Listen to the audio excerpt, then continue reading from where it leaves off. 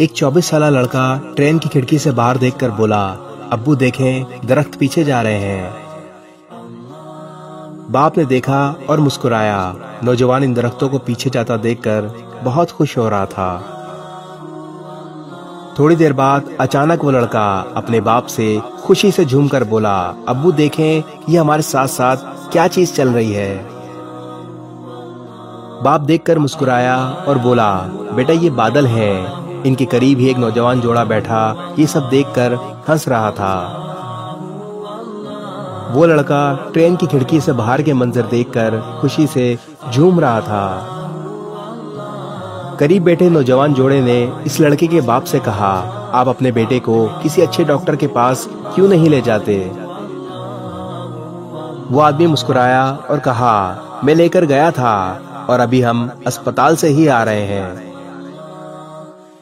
मेरे बेटे की आंखों में बचपन से अंधेरा था, ये देख नहीं सकता था। आज ही इसने अपनी आंखें पाई हैं। इस दुनिया में हर इंसान की एक कहानी है जिसे हर कोई देख, सुन और महसूस नहीं कर सकता। हम अक्सर लोगों की सच्चाई जाने बिना ही इनके बारे में अपनी राय कायम कर बैठते हैं। किसी भी शख्स के बारे में पूरी तरह जानने और समझने से पहले अपनी राय कायम ना करें।